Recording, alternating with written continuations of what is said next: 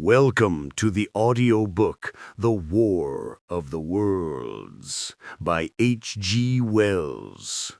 Book 1, The Coming of the Martians. 1. The Eve of the War. No one would have believed in the last years of the 19th century that this world was being watched keenly and closely by intelligences greater than man's, and yet as mortal as his own. That as men busied themselves about their various concerns, they were scrutinized and studied, perhaps almost as narrowly as a man with a microscope might scrutinize the transient creatures that swarm and multiply in a drop of water. With infinite complacency, men went to and fro over this globe about their little affairs, serene in their assurance of their empire over matter. It is possible that the infusoria under the microscope do the same. No one gave a thought to the older worlds of space as sources of human danger, or thought of them only to dismiss the idea of life upon them as impossible or improbable. It is curious to recall some of the mental habits of those departed days. At most, terrestrial men fancied there might be other men upon Mars, perhaps inferior to themselves and ready to welcome a missionary enterprise. Yet across the gulf of space, minds that are to our minds as ours are to those of the beasts that perish, intellects vast and cool and unsympathetic, regarded this earth with envious eyes, and slowly and surely drew their plans against us. And early in the 20th century came the great disillusionment. The planet Mars, I scarcely need remind the reader, revolves about the Sun at a mean distance of 140 million miles, and the light and heat it receives from the Sun is barely half of that received by this world. It must be, if the nebular hypothesis has any truth, older than our world. And long before this earth ceased to be molten, life upon its surface must have begun its course. The fact that it is scarcely 1/7 of the volume of the earth must have accelerated its cooling to the temperature at which life could begin. It has air and water and all that is necessary for the support of animated existence. And we men, the creatures who inhabit this earth, must be to them at least as alien and lowly as are the monkeys and lemurs to us. The intellectual side of man already admits that life is an incessant struggle for existence, and it would seem that this too is the belief of the minds upon Mars.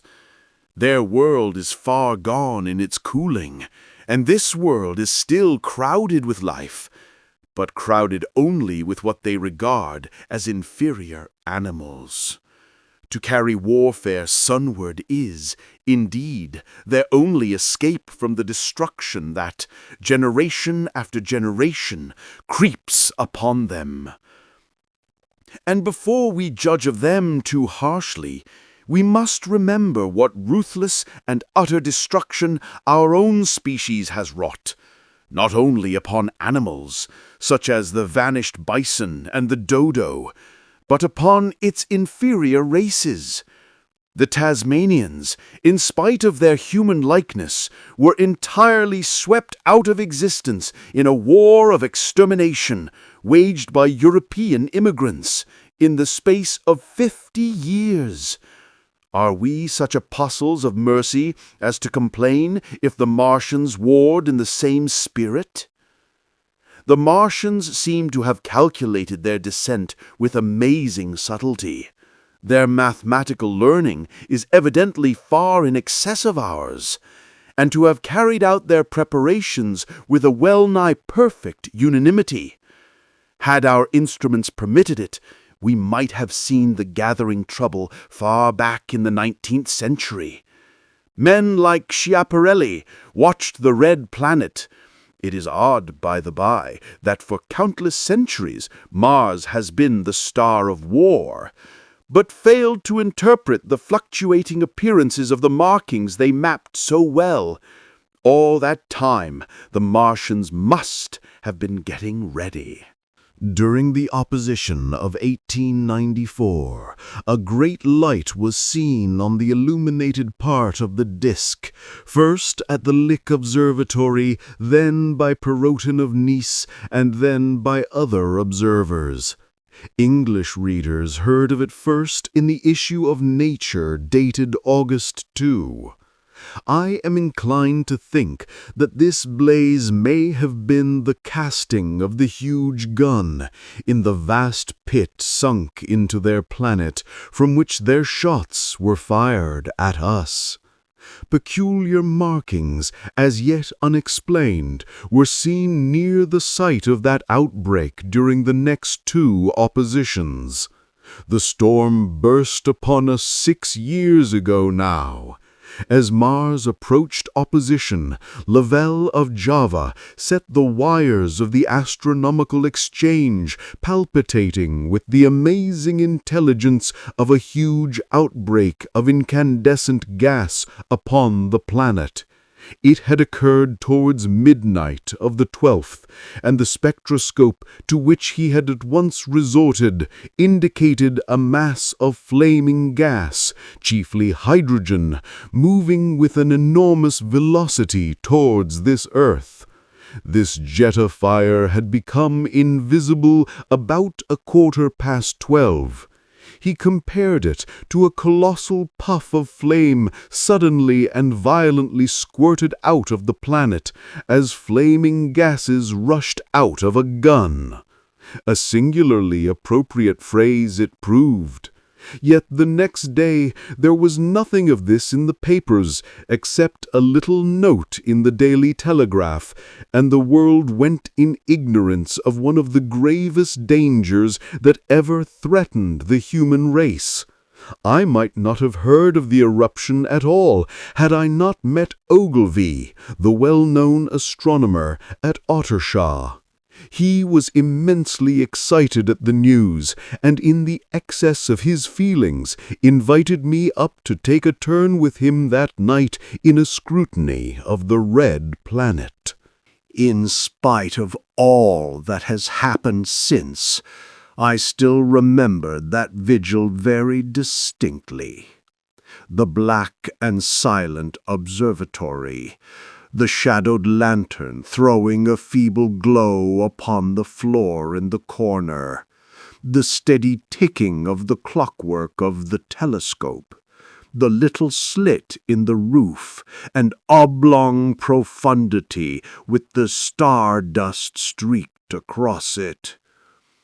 Ogilvy moved about, invisible but audible. Looking through the telescope, one saw a circle of deep blue and the little round planet swimming in the field. It seemed such a little thing, so bright and small and still, faintly marked with transverse stripes and slightly flattened from the perfect round. But so little it was, so silvery warm, a pin's head of light. It was as if it quivered, but really this was the telescope vibrating with the activity of the clockwork that kept the planet in view. As I watched, the planet seemed to grow larger and smaller and to advance and recede. But that was simply that my eye was tired. 40 millions of miles it was from us, more than 40 millions of miles of void. Few people realize the immensity of vacancy in which the dust of the material universe swims. Near it in the field, I remember, were 3 faint points of light, 3 telescopic stars infinitely remote, and all around it was the unfathomable darkness of empty space. You know how that blackness looks on a frosty starlight night. In a telescope, it seems far profounder and invisible to me because it was so remote and small, flying swiftly and steadily towards me across that incredible distance, drawing nearer every minute by so many thousands of miles, came the thing they were sending us, the thing that was to bring so much struggle and calamity and death to the earth. I never dreamed of it then as I watched. No one on earth dreamed of that unerring missile. That night, too, there was another jetting out of gas from the distant planet. I saw it, a reddish flash at the edge, the slightest projection of the outline, just as the chronometer struck midnight. And at that I told Ogilvy, and he took my place. The night was warm and I was thirsty, and I went stretching my legs clumsily and feeling my way in the darkness to the little table where the siphon stood, while Ogilvy exclaimed at the streamer of gas that came out towards us. That night, another invisible missile started on its way to the Earth from Mars, just a second or so under 24 hours after the first one. I remember how I sat on the table there in the blackness, with patches of green and crimson swimming before my eyes. I wished I had a light to smoke by, little suspecting the meaning of the minute gleam I had seen and all that it would presently bring me. Ogilvy watched till 1 and then gave it up, and we lit the lantern and walked over to his house. Down below in the darkness were Ottershaw and Chertsey and all their hundreds of people, sleeping in peace. He was full of speculation that night about the condition of Mars and scoffed at the vulgar idea of its having inhabitants who were signaling us. His idea was that meteorites might be falling in a heavy shower upon the planet, or that a huge volcanic explosion was in progress. He pointed out to me how unlikely it was that organic evolution had taken the same direction in the 2 adjacent planets. "The chances against anything man-like on Mars are 1,000,000 to 1, he said. Hundreds of observers saw the flame that night, and the night after about midnight, and again the night after, and so for 10 nights, a flame each night. Why the shots ceased after the 10th, no one on Earth has attempted to explain. It may be the gases of the firing caused the Martians inconvenience. Dense clouds of smoke or dust, visible through a powerful telescope on Earth as little gray fluctuating patches, spread through the clearness of the planet's atmosphere and obscured its more familiar features. Even the daily papers woke up to the disturbances at last, and popular notes appeared here, there, and everywhere concerning the volcanoes upon Mars. The serio-comic periodical Punch, I remember, made a happy use of it in the political cartoon. And all unsuspected, those missiles the Martians had fired at us drew earthward, rushing now at a pace of many miles a second through the empty gulf of space, hour by hour and day by day, nearer and nearer. It seems to me now almost incredibly wonderful that with that swift fate hanging over us, men could go about their petty concerns as they did. I remember how jubilant Markham was at securing a new photograph of the planet for the illustrated paper he edited in those days. People in these latter times scarcely realize the abundance and enterprise of our 19th century papers. For my own part, I was much occupied in learning to ride the bicycle and busy upon a series of papers. discussing the probable developments of moral ideas as civilization progressed. One night, the first missile then could scarcely have been 10 million miles away. I went for a walk with my wife. It was starlight, and I explained the signs of the zodiac to her, and pointed out Mars, a bright dot of light, creeping zenithward, towards which so many telescopes were pointed. It was a warm night. Coming home, a party of excursionists from Chertsey or Isleworth passed us singing and playing music. There were lights in the upper windows of the houses as the people went to bed. From the railway station in the distance came the sound of shunting trains, ringing and rumbling, softened almost into melody by the distance. My wife pointed out to me the brightness of the red, green, and yellow signal lights hanging in a framework against the sky. It seemed so safe and tranquil. So, the falling star. Then came the night of the first falling star. It was seen early in the morning, rushing over Winchester eastward, a line of flame high in the atmosphere. Hundreds must have seen it, and taken it for an ordinary falling star. Albin described it as leaving a greenish streak behind it that glowed for some seconds.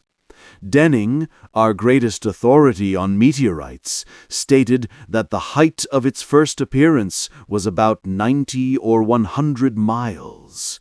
It seemed to him that it fell to earth about 100 miles east of him. I was at home at that hour and writing in my study, and although my French windows faced towards Ottershaw and the blind was up, for I loved in those days to look up at the night sky, I saw nothing of it. Yet this strangest of all things that ever came to earth from outer space must have fallen while I was sitting there, visible to me had I only looked up as it passed. Some of those who saw its flight say it traveled with a hissing sound. I myself heard nothing of that. Many people in Berkshire, Surrey, and Middlesex must have seen the fall of it, and at most have thought that another meteorite had descended. No one seems to have troubled to look for the fallen mass that night. But very early in the morning, poor Ogilvy, who had seen the shooting star, and who was persuaded that a meteorite lay somewhere on the common between Horsell, Ottershaw, and Woking, rose early with the idea of finding it. Find it he did, soon after dawn, and not far from the sand pits. An enormous hole had been made by the impact of the projectile, and the sand and gravel had been flung violently in every direction over the heath, forming heaps visible 1.5 miles away. The heather was on fire eastward, and a thin blue smoke rose against the dawn. The thing itself lay almost entirely buried in sand amidst the scattered splinters of a fir tree. It had shivered to fragments in its descent. The uncovered part had the appearance of a huge cylinder, caked over, and its outline softened by a thick, scaly, dun-colored incrustation. It had a diameter of about 30 yards. He approached the mass, surprised at the size, and more so at the shape, since most meteorites are rounded more or less completely. It was, however, still so hot from its flight through the air as to forbid his near approach. A stirring noise within its cylinder he ascribed to the unequal cooling of its surface, for at that time it had not occurred to him that it might be hollow. He remained standing at the edge of the pit that the thing had made for itself, staring at its strange appearance, astonished chiefly at its unusual shape and color, and dimly perceiving even then some evidence of design in its arrival. The early morning was wonderfully still, and the sun, just clearing the pine trees towards Weybridge, was already warm. He did not remember hearing any birds that morning. There was certainly no breeze stirring, and the only sounds were the faint movements from within the cindery cylinder. He was all alone on the common. Then suddenly he noticed with a start that some of the gray clinker, the ashy incrustation that covered the meteorite, was falling off the circular edge of the end. It was dropping off in flakes and raining down upon the sand. A large piece suddenly came off and fell with a sharp noise that brought his heart into his mouth. For a minute, he scarcely realized what this meant, and although the heat was excessive, he clambered down into the pit close to the bulk to see the thing more clearly. He fancied even then that the cooling of the body might account for this, but what disturbed that idea was the fact that the ash was falling only from the end of the cylinder. And then he perceived that, very slowly, the circular top of the cylinder was rotating on its body. It was such a gradual movement that he discovered it only through noticing that a black mark that had been near him 5 minutes ago was now at the other side of the circumference. Even then he scarcely understood what this indicated until he heard a muffled grating sound and saw the black mark jerk forward an inch or so. Then the thing came upon him in a flash. The cylinder was artificial, hollow, with an end that screwed out. Something within the cylinder was unscrewing the top. "Good heavens," said Ogilvy. "There's a man in it, men in it, half roasted to death, trying to escape." At once, with a quick mental leap, he linked the thing with the flash upon Mars. The thought of the confined creature was so dreadful to him that he forgot the heat and went forward to the cylinder to help turn. But luckily, the dull radiation arrested him before he could burn his hands on the still glowing metal. At that, he stood irresolute for a moment, then turned, scrambled out of the pit, and set off running wildly into Woking. The time then must have been somewhere about 6 o'clock. He met a wagoner and tried to make him understand, but the tale he told and his appearance were so wild, his hat had fallen off in the pit, that the man simply drove on. He was equally unsuccessful with the potman, who was just unlocking the doors of the public house by Horsell Bridge. The fellow thought he was a lunatic at large, and made an unsuccessful attempt to shut him into the tap-room. That sobered him a little, and when he saw Henderson, the London journalist, in his garden, he called over the palings and made himself understood. "Henderson," he called, "you saw that shooting star last night?" "Well," said Henderson, "it's out on Horsell Common now." "Good Lord," said Henderson, "fallen meteorite, that's good." "But it's something more than a meteorite. It's a cylinder, an artificial cylinder, man. And there's something inside." Henderson stood up with his spade in his hand. "What's that?" he said. He was deaf in one ear. Ogilvy told him all that he had seen. Henderson was a minute or so taking it in. Then he dropped his spade, snatched up his jacket, and came out into the road. The two men hurried back at once to the common and found the cylinder still lying in the same position. But now the sounds inside had ceased, and a thin circle of bright metal showed between the top and the body of the cylinder. Air was either entering or escaping at the rim with a thin, sizzling sound. They listened, rapt tapped on the scaly, burnt metal with a stick, and, meeting with no response, they both concluded the man or men inside must be insensible or dead. Of course, the two were quite unable to do anything. They shouted consolation and promises, and went off back to the town again to get help. One can imagine them, covered with sand, excited and disordered, running up the little street in the bright sunlight, just as the shop folks were taking down their shutters and people were opening their bedroom windows. Henderson went into the railway station at once in order to telegraph the news to London. The newspaper articles had prepared men's minds for the reception of the idea. By 8 o'clock, a number of boys and unemployed men had already started for the Common to see the dead men from Mars. That was the form the story took. I heard of it first from my newspaper boy about 8:45 when I went out to get my daily chronicle. I was naturally startled and lost no time in going out and across the Ottershaw Bridge to the sand pits.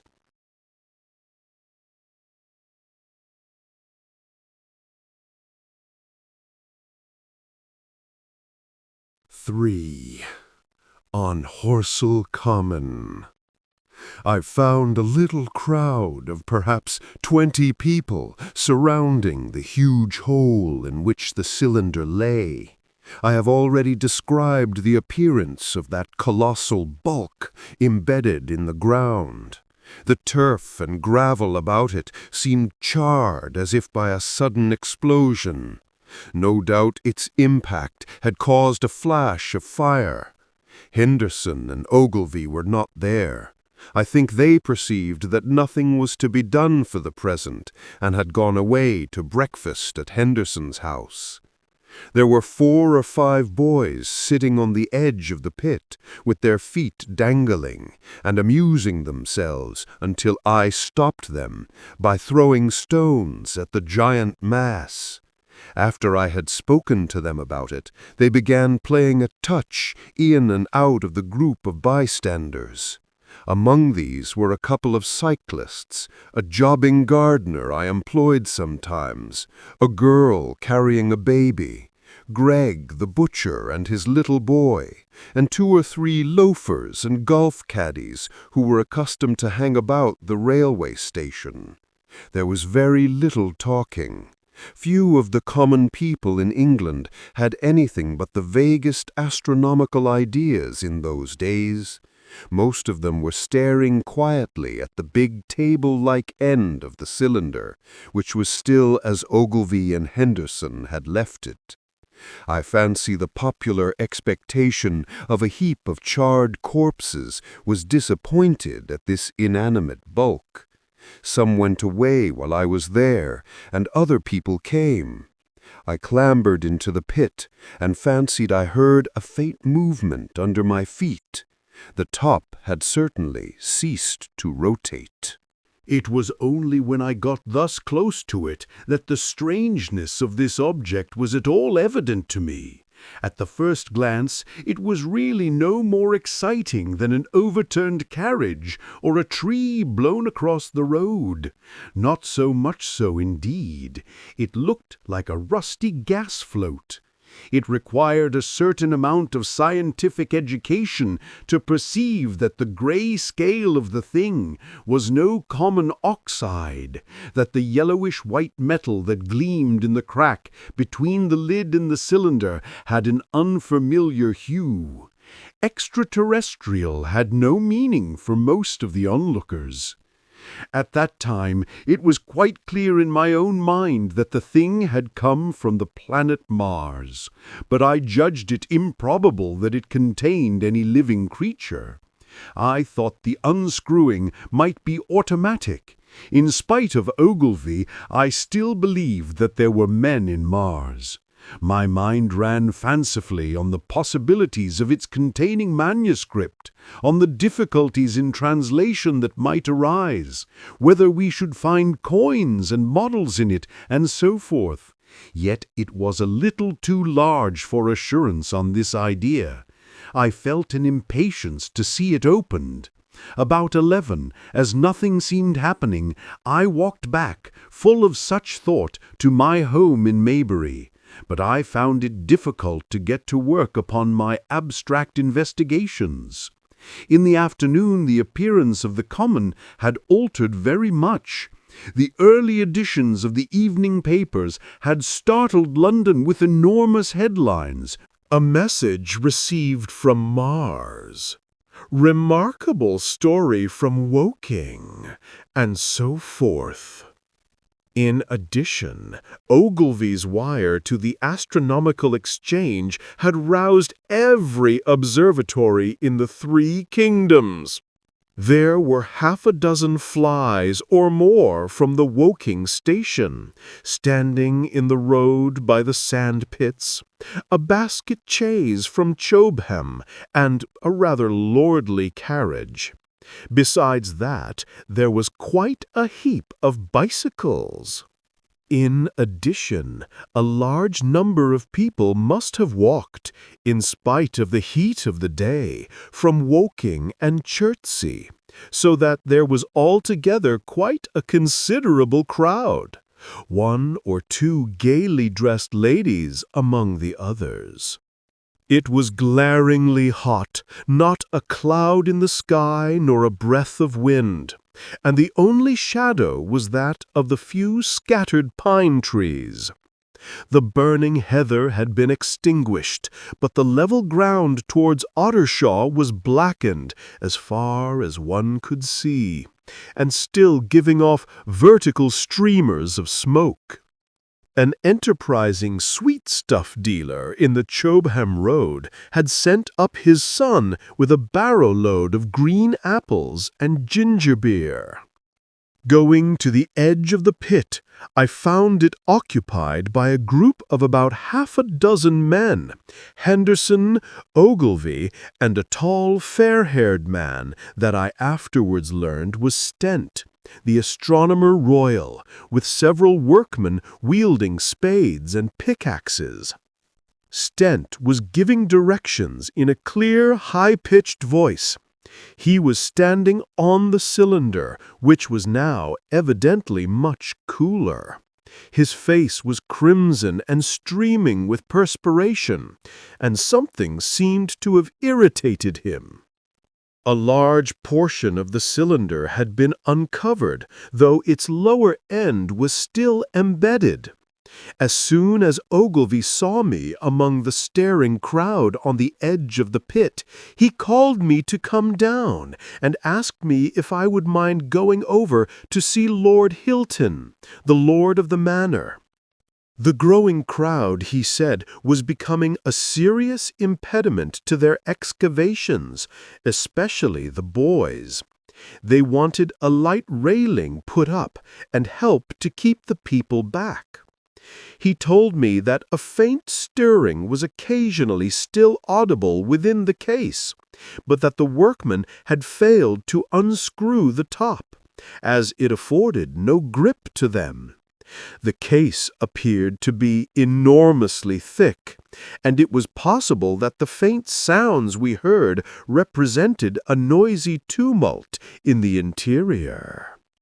I was very glad to do as he asked, and so become one of the privileged spectators within the contemplated enclosure. I failed to find Lord Hilton at his house, but I was told he was expected from London by the 6 o'clock train from Waterloo, and, as it was then about 5:15, I went home, had some tea, and walked up to the station to waylay him. 4. The cylinder opens. When I returned to the common, the sun was setting. Scattered groups were hurrying from the direction of Woking, and 1 or 2 persons were returning. The crowd about the pit had increased and stood out black against the lemon yellow of the sky. A couple of 100 people, perhaps. There were raised voices, and some sort of struggle appeared to be going on about the pit. Strange imaginings passed through my mind. As I drew nearer, I heard Stent's voice. "Keep back! Keep back!" A boy came running towards me. "It's a-movin'," he said to me as he passed. "A screwin' and a screwin' out. I don't like it. I'm a-goin' home, I am." I went on to the crowd. There were really, I should think, 200 or 300 people elbowing and jostling one another, the 1 or 2 ladies there being by no means the least active. "He's fallen in the pit!" cried someone. "Keep back!" said several. The crowd swayed a little, and I elbowed my way through. Everyone seemed greatly excited. I heard a peculiar humming sound from the pit. "I say," said Ogilvy, "help keep these idiots back. We don't know what's in the confounded thing, you know." I saw a young man, a shop assistant in Woking, I believe he was, standing on the cylinder and trying to scramble out of the hole again. The crowd had pushed him in. The end of the cylinder was being screwed out from within. Nearly 2 feet of shining screw projected. Somebody blundered against me, and I narrowly missed being pitched onto the top of the screw. I turned, and as I did so, the screw must have come out, for the lid of the cylinder fell upon the gravel with a ringing concussion. I stuck my elbow into the person behind me and turned my head towards the thing again. For a moment, that circular cavity seemed perfectly black. I had the sunset in my eyes. I think everyone expected to see a man emerge, possibly something a little unlike us terrestrial men, but in all essentials a man. I know I did. But looking, I presently saw something stirring within the shadow. Grayish, billowy movements, one above another, and then 2 luminous discs like eyes. Then something resembling a little gray snake, about the thickness of a walking stick, coiled up out of the writhing middle and wriggled in the air towards me, and then another. A sudden chill came over me. There was a loud shriek from a woman behind. I half turned, keeping my eyes fixed on the cylinder still, from which other tentacles were now projecting, and began pushing my way back from the edge of the pit. I saw astonishment giving place to horror on the faces of the people about me.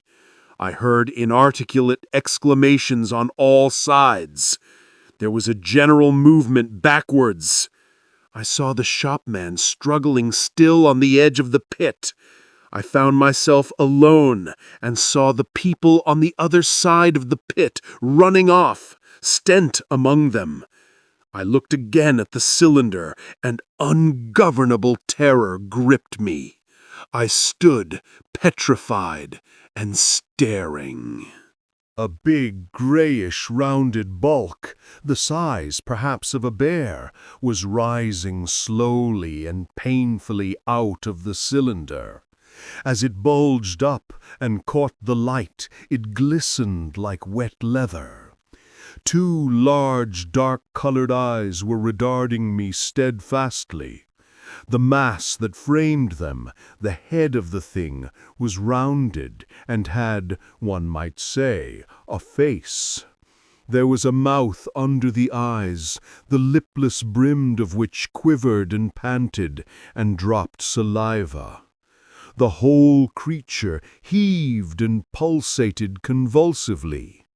A lank tentacular appendage gripped the edge of the cylinder, another swayed in the air. Those who have never seen a living Martian can scarcely imagine the strange horror of its appearance, the peculiar V-shaped mouth with its pointed upper lip, the absence of brow ridges, the absence of a chin beneath the wedge-like lower lip, the incessant quivering of this mouth, the gorgon groups of tentacles, the tumultuous breathing of the lungs in a strange atmosphere, the evident heaviness and painfulness of movement due to the greater gravitational energy of the earth, above all, the extraordinary intensity of the immense eyes were at once vital, intense, inhuman, crippled, and monstrous. There was something fungoid in the oily brown skin, something in the clumsy deliberation of the tedious movements unspeakably nasty. Even at this first encounter, this first glimpse, I was overcome with disgust and dread. Suddenly, the monster vanished. It had toppled over the brim of the cylinder and fallen into the pit with a thud like the fall of a great mass of leather. I heard it give a peculiar, thick cry, and forthwith another of these creatures appeared darkly in the deep shadow of the aperture. I turned, and running madly, made for the first group of trees, perhaps 100 yards away. But I ran slantingly and stumbling, for I could not avert my face from these things. There, among some young pine trees and furze bushes, I stopped, panting, and waited further developments. The common round the sand pits was dotted with people, standing like myself in a half-fascinated terror, staring at these creatures, or rather at the heaped gravel at the edge of the pit in which they lay. And then, with a renewed horror, I saw a round black object bobbing up and down on the edge of the pit. It was the head of the shopman who had fallen in, but showing as a little black object against the hot western sun. Now he got his shoulder and knee up, and again he seemed to slip back until only his head was visible. Suddenly he vanished, and I could have fancied a faint shriek had reached me. I had a momentary impulse to go back and help him, that my fears overruled. Everything was then quite invisible, hidden by the deep pit and the heap of sand that the fall of the cylinder had made. Anyone coming along the road from Chobham or Woking would have been amazed at the sight. A dwindling multitude of perhaps 100 people or more standing in a great irregular circle, in ditches, behind bushes, behind gates and hedges, saying little to one another, and that in short, excited shouts, and staring hard at a few heaps of sand. The barrow of ginger beer stood, a queer derelict, black against the burning sky. And in the sand pits was a row of deserted vehicles with their horses feeding out of nose-bags or pawing the ground. 5. The heat ray. After the glimpse I had had of the Martians emerging from the cylinder in which they had come to the earth from their planet, a kind of fascination paralyzed my actions. I remained standing knee-deep in the heather, staring at the mound that hid them. I was a battleground of fear and curiosity. I did not dare to go back towards the pit, but I felt a passionate longing to peer into it. I began walking, therefore, in a big curve, seeking some point of vantage, and continually looking at the sand heaps that hid these newcomers to our earth. Once a leash of thin black whips, like the arms of an octopus, flashed across the sunset and was immediately withdrawn, and afterwards a thin rod rose up, joint by joint, bearing at its apex a circular disc that spun with a wobbling motion. What could be going on there? Most of the spectators had gathered in 1 or 2 groups, one a little crowd towards Woking, the other a knot of people in the direction of Chobham. Evidently they shared my mental conflict. There were few near me. One man I approached. He was, I perceived, a neighbor of mine, though I did not know his name, and accosted. But it was scarcely a time for articulate conversation. "What ugly brutes," he said. "Good God, what ugly brutes!" He repeated this over and over again. "Did you see a man in the pit?" I said, but he made no answer to that. We became silent and stood watching for a time side by side, deriving, I fancy, a certain comfort in one another's company. Then I shifted my position to a little knoll that gave me the advantage of a yard or more of elevation, and when I looked for him presently, he was walking towards Woking. The sunset faded to twilight before anything further happened. The crowd far away on the left towards Woking seemed to grow, and I heard now a faint murmur from it. The little knot of people towards Chobham dispersed. There was scarcely an intimation of movement from the pit. It was this, as much as anything, that gave people courage, and I suppose the new arrivals from Woking also helped to restore confidence. At any rate, as the dusk came on, a slow, intermittent movement upon the sandpits began, a movement that seemed to gather force as the stillness of the evening about the cylinder remained unbroken. Vertical black figures in twos and threes would advance, stop, watch, and advance again, spreading out as they did so in a thin, irregular crescent that promised to enclose the pit in its attenuated horns. I, too, on my side, began to move towards the pit. Then I saw some cabmen and others had walked boldly into the sandpits, and heard the clatter of hoofs and the gride of wheels.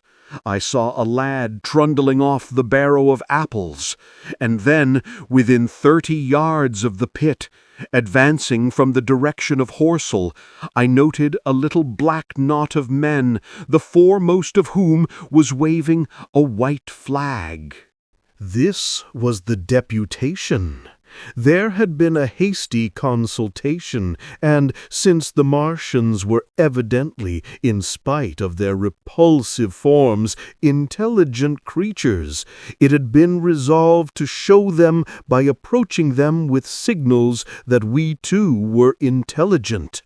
Flutter, flutter went the flag, first to the right, then to the left. It was too far for me to recognize anyone there, but afterwards I learned that Ogilvy, Stent, and Henderson were with others in this attempt at communication. This little group had, in its advance, dragged inward, so to speak, the circumference of the now almost complete circle of people, and a number of dim black figures followed it at discreet distances. Suddenly there was a flash of light, and a quantity of luminous greenish smoke came out of the pit in 3 distinct puffs, which drove up, one after the other, straight into the still air. This smoke, or flame perhaps would be the better word for it, was so bright that the deep blue sky overhead and the hazy stretches of brown common toward Chertsey, set with black pine trees, seemed to darken abruptly as these puffs arose, and to remain the darker after their dispersal. At the same time, a faint hissing sound became audible. Beyond the pit stood the little wedge of people with the white flag at its apex, arrested by these phenomena, a little knot of small vertical black shapes upon the black ground. As the green smoke arose, their faces flashed out pallid green and faded again as it vanished. Then slowly the hissing passed into a humming, into a long, loud droning noise. Slowly a humped shape rose out of the pit, and the ghost of a beam of light seemed to flicker out from it.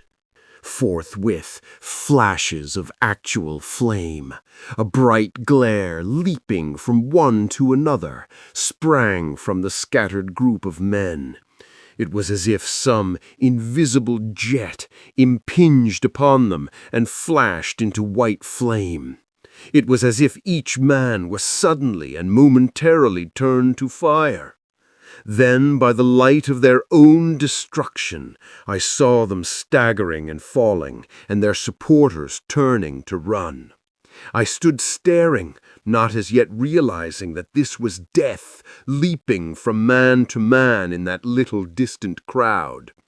All I felt was that it was something very strange, an almost noiseless and blinding flash of light, and a man fell headlong and lay still. And as the unseen shaft of heat passed over them, pine trees burst into fire, and every dry furze bush became with one dull thud a mass of flames. And far away towards Knapp Hill, I saw the flashes of trees and hedges and wooden buildings suddenly set alight. It was sweeping round swiftly and steadily, this flaming death, this invisible, inevitable sword of heat. I perceived it coming towards me by the flashing bushes it touched, and was too astounded and stupefied to stir. I heard the crackle of fire in the sandpits, and the sudden squeal of a horse that was as suddenly stilled. Then it was as if an invisible yet intensely heated finger were drawn through the heather between me and the Martians, and all along a curving line beyond the sandpits the dark ground smoked and crackled. Something fell with a crash far away to the left, where the road from Woking Station opens out on the common. Forthwith, the hissing and humming ceased, and the black, dome-like object sank slowly out of sight into the pit.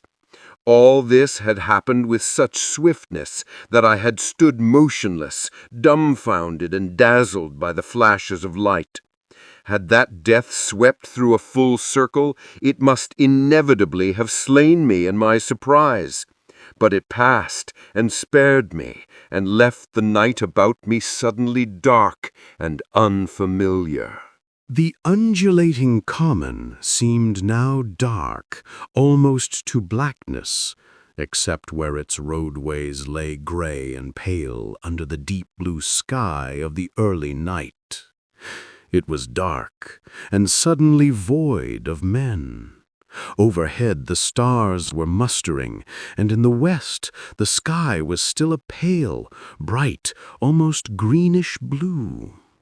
The tops of the pine trees and the roofs of Horsell came out sharp and black against the western afterglow. The Martians and their appliances were altogether invisible, save for that thin mast upon which their restless mirror wobbled. Patches of bush and isolated trees here and there smoked and glowed still, and the houses towards Woking Station were sending up spires of flame into the stillness of the evening air. Nothing was changed save for that and a terrible astonishment. The little group of black specks with the flag of white had been swept out of existence, and the stillness of the evening, so it seemed to me, had scarcely been broken. It came to me that I was upon this dark common, helpless, unprotected, and alone. Suddenly, like a thing falling upon me from without, came fear. With an effort, I turned and began a stumbling run through the heather. The fear I felt was no rational fear, but a panic terror not only of the Martians, but of the dusk and stillness all about me. Such an extraordinary effect in unmanning me it had that I ran weeping silently as a child might do. Once I had turned, I did not dare to look back.